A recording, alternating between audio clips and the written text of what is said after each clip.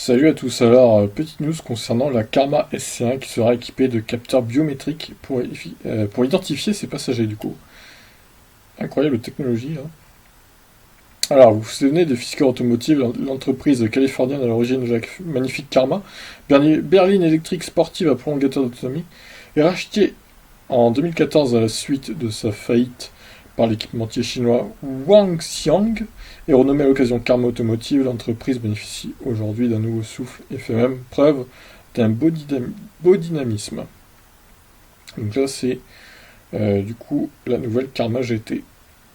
Très jolie.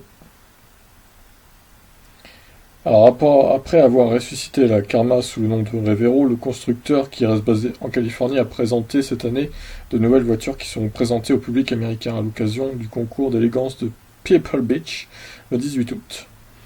Dévoilée pour la première fois en avril à l'occasion du salon de Shanghai, la Karma GT, magnifique coupé dessinée par Pininfarina, emprunte son moteur à la Revero et semble proche de la commercialisation.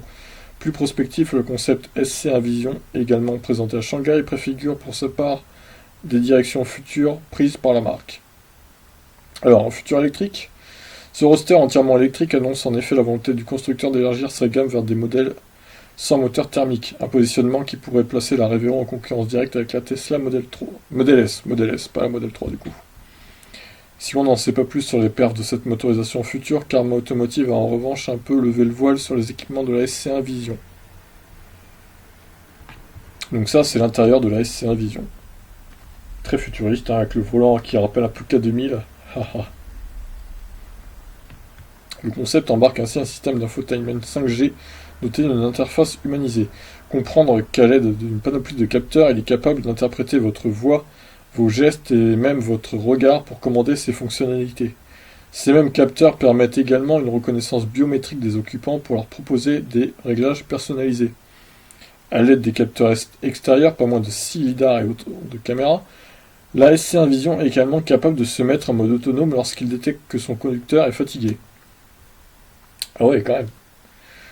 Bon, après, est-ce que c'est aussi poussé que Tesla ou plus? Je sais pas, c'est à tester évidemment. Oups, je suis descendu un peu trop loin là. Alors, avec ces innovations, Karma Automotive montre qu'il veut jouer dans la cour des grands et concurrencer les constructeurs les plus innovants du marché. On reconnaît là surtout l'expertise de Wang Xiang en tant qu'équipementier automobile qui utilise ici Karma Automotive comme une vitrine technologique et fait un pied de nez à des géants comme l'équipementier Faurecia, également avancé sur cette technologie, mais qui est tributaire du bon vouloir des constructeurs pour lancer ces innovations. Reste à savoir si ces modèles seront un jour commercialisés en Europe, ce qui pourrait être le cas puisque Karma teste actuellement des prototypes sur nos routes. Intéressant, intéressant. Ça peut être pas mal hein, si ce petit roadster sympathique arrive en Europe et en France. Bon, évidemment, ça va coûter cher. Hein. Encore une fois, ce ne sera pas une voiture électrique abordable. On sera sur une voiture électrique clairement chère, donc concurrente à la Model S. Hein, donc 80 000 euros minimum, je pense.